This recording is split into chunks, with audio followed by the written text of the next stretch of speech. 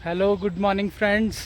अभी बज रहे दिन के 9:30 और मैं नीचे बाज़ार को जा रहा हूँ आज कुछ सामान लेने, थोड़ी हरी सब्जियाँ लेने, थोड़ा माचिस ख़त्म हो गई है माचिस लेने और भी वगैरह वगैरह सामान लेने। तो कल रात को हुई बहुत ही भयंकर बारिश, भयंकर मतलब कि ख़तरनाक जिसे बोलते हैं कि मॉनसून के स्टैंडर्ड्स के हिसाब से जो पहाड़ी हिमालयन बारिश होती है वो हुई। तो रात को इतनी खतरनाक बारिश हुई तो सुबह उठ के जब मैंने देखा तो हर खेत से पानी निकल रहा था, क्योंकि पूरा गांव स्लोप पे बसा हुआ है तो पानी नीचे को ही जाता है। तो हर तरफ पानी बह रहा है। और कुछ लोगों से बातचीत करने में पता चला कि जो रात की बारिश होती है वो फसलों के लिए अच्छी नहीं होती, तो उससे जो आलू की खेप है वो थोड़ी सी उस आलू की जो फसल है खेप है उसमें थोड़ा फ़र्क पड़ा है। जैसे देखिए पीछे आलू हो रहा है, ये सब आलू का खेत है, लग तो सुंदर रहा है। और तो काफ़ी नुकसान हुआ है। ये देखिए पानी की आवाज़ आनी शुरू हो गई है, अगर आप लोगों को सुनाई दे रही है। ये है उर्वा ऋषि गदरा। तो मैं यहाँ ऊपर सजवान जी के घर से आ रहा था, वहाँ से पस्तो दे के और नीचे बाज़ार को जा रहा हूँ। अब मैं आपको गदरा आपने कई बार देखा होगा, मैंने यहाँ से क्रॉस किया है, लेकिन आज मैं आपको गदरे का रौद्र रूप दिखाता हूँ। तो ये देखिए इस समय उर्वा ऋषि गदरा बन गया, उर्वा ऋषि नदी क्या फोर्स से बहता हुआ आ रहा है। और कल रात की भयंकर बारिश ने चारों तरफ पानी पानी कर दिया है। और ये देखिए झरने भी कैसे मदमस्त होके बह रहे हैं। सिर्फ यही नहीं, इधर भरकी गांव में भी कई झरने फूट गए हैं। ये देखिए भरकी में भी झरने। तो बरसात के बाद पानी अपना रौद्र रूप दिखाता ही दिखाता है। ये देखिए एक बहुत ही प्यारा सा कुत्ता, थोड़ा हाइट में कम है लेकिन बहुत ही प्यारा है।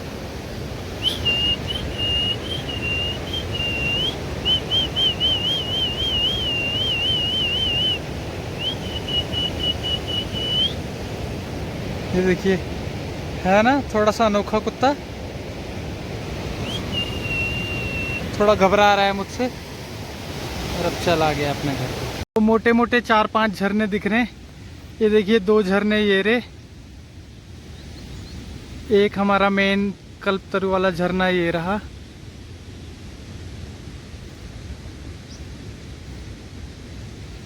एक यहाँ गांव में भी बह रहा है झरना। उसके बाद नीचे घाटी में भी हैं और झरने, थोड़ा वीडियो में कम दिख रहे हैं, लेकिन इधर यही झरने ऊपर से नीचे भी बहते हैं। इनका अपर डेक है और इनका एक लोअर डेक भी है। और ये धर्मशिला, असेली खड़क और धर्मशिला का नज़ारा। ये असेली खड़क है और ये टॉप धर्मशिला है।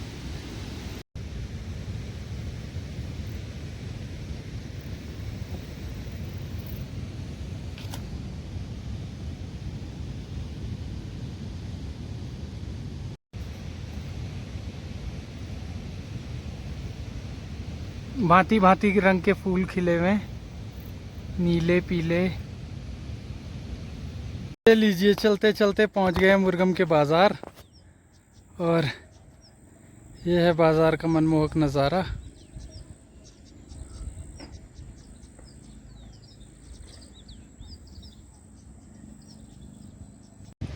तो ये देखिए यहाँ पे सड़क टूटी हुई है। अकस्मात की सड़क कई बार ऐसे ढह जाती है पुस्ता ढहने की वजह से, लेकिन बाकी की सड़क बची हुई है तो आवाजाही अभी चल रही है। और हम जा रहे हैं, बहुत ही हिल रही है सड़क, और हम जा रहे हैं वो गदरा पार करके उधर उत्तम भाई की दुकान की तरफ।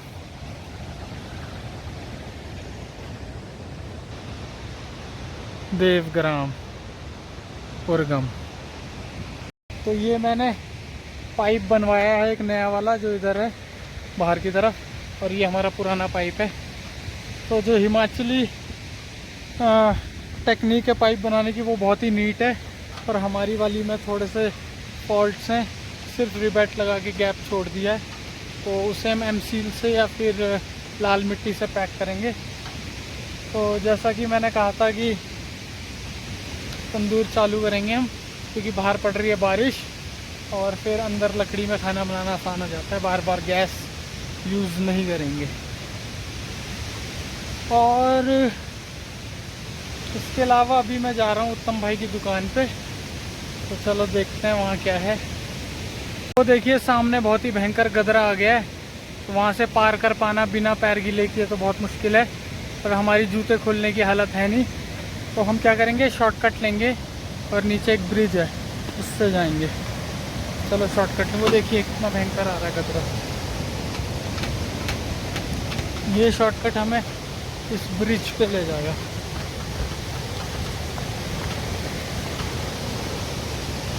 नदी की आवाज़ बढ़ती जा रही है।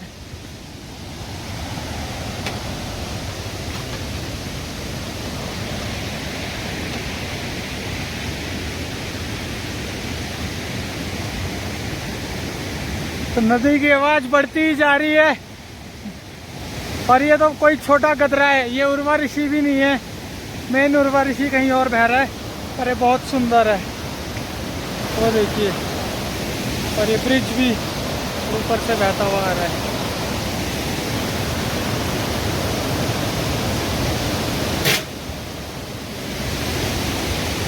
तो ये लो जी, पहुंच गए हम उत्तम भाई की दुकान पे। बिल्कुल नई दुकान है, रोड के बिल्कुल पास है। वो देखो पीछे आपको रोड दिख रही होगी। अब मैं आपको कराता हूँ दुकान के दर्शन। तो ये देखिए, बहुत ही सुंदर दुकान है, सब कुछ मिलता है यहाँ। दिलबाग हो, चाहे वो तानसेन हो, चुटकी हो, क्लिनिक प्लस, टोजो, और भाई ने खाने की व्यवस्था भी रखी है। और वो देखिए पीछे बिस्तर भी लगा है, लेटने की व्यवस्था भी है। और ये भाई क्योंकि आर्टिस्ट है, तो उनका कुछ क्राफ्ट वर्क है यहाँ पे, बहुत ही सुंदर। देखिए वापसी की राह पे चलते चलते हम यहाँ पहुँच गए। बहुत ही सुंदर मकान प्रतीत होता है, और बहुत ही पुराना है, बहुत ही उम्दा नक्काशी गई है। लकड़ी के पिलर, पुराना लकड़ी का दरवाज़ा, बहुत खूबसूरत। ये लो जी, तंदूर की पाइपों के साथ पहुंच गए हम भी घर। और खुशी की बात यह है कि लड्डू भी है हमारे साथ। ये देखिए लड्डू भी पहुंच गया है, और अब लड्डू भी हमारे साथ मज़े करेगा। तो ये आज हमने तंदूर का उद्घाटन कर दिया है। तो ये देखिए अंदर आग जल रही है, और अब हमें देखना पड़ेगा कि पाइप से क्या बाहर धुआं जा रहा है। तो वो देखने के लिए हमें बाहर जाना पड़ेगा। और इधर क्यारी के पीछे से हम पीछे गली में जाएंगे। और वाह, सक्सेसफुल रहा प्रयोजन। तो धुआं अच्छे से बाहर जा रहा है। उस मार्चुले के पेड़ पे लग रहा है बेचारा। लड्डू भी पहुंच गया है भौंकता हुआ, कह रहा है बहुत खुशी की बात है, तंदूर सेटअप हो गया है। तो इधर भोजन की तैयारियों के लिए हमने रात की आग जला ली है। अब बनेगा इसमें रात का भोजन, और थोड़ा सा उसको सजाया जाएगा बाथू से, बैथू। और लड्डू यहाँ बैठा कर रहा है आराम। लड्डू को भी आज मिलेगी भरपेट रोटी। और घाटी में मौसम है पैक एज यूजुअल, काले बादल चारों तरफ। 3 दिन बाद सावन का महीना लग जाएगा, आषाढ़ का महीना कंप्लीट हो जाएगा, और फिर सावन के बाद आएगा भादो। क्या कर रहे? तो हम यहाँ पहुँच गए थे सजवान जी के यहाँ नीचे छानी में, और ये माँ जी हैं। और आजकल गाय थोड़ा कम दूध दे रही है, तो दूध नहीं मिल पा रहा है, लेकिन ये कि बढ़िया रहा। और लड्डू के लिए हमें बहुत सारा वो मिला, खाना पीना। और पापा को, सारी दुनिया को, YouTube में बहुत सारे लोग हैं जो ये वीडियो देखेंगे। पूरी दुनिया में कोई भी देख सकता है वीडियो। हाँ, हाँ। और तब हम अब ऊपर जा रहे हैं वापस अपनी छानी में, और तब हम वहाँ जाके भोजन करेंगे। वैसे हमें भोजन का नहीं होता, यहाँ से भी था, लेकिन ये है कि यहाँ भोजन करते करते फिर अंधेरा हो जाएगा, और फिर अंधेरे में ऊपर चढ़ना मुश्किल है, क्योंकि भालू का टाइम हो रहा है। रोटी खा के जा रे ना ना नहीं खाण मैंने रोटी मैंने माथी जान माथी में मेरा ऑटो लगाऊं छ हां दुई आदमी हूँ मैं और लड्डू और ऑटो। लड्डू हाँ लड्डू भी लड्डू का भी आटा लगा हुआ है। तो चलो ठीक है हम चलते हैं। ठीक है बाय बाय बाय बाय। चलो लड्डू। तो मैं और लड्डू हैं वापसी की राह पे और बारिश लगी हुई है। टाइम हो रहा है करीब ठीक 7 बज रहे हैं और 7 बजे भी अच्छा खासा ही उजाला है। तो मैं और लड्डू पर पहुंच जाएंगे 7:30-8 बजे तक हमारा डिनर भी हो जाएगा। तो रास्ता है करीब यहाँ से 300-350 मीटर की चढ़ाई है।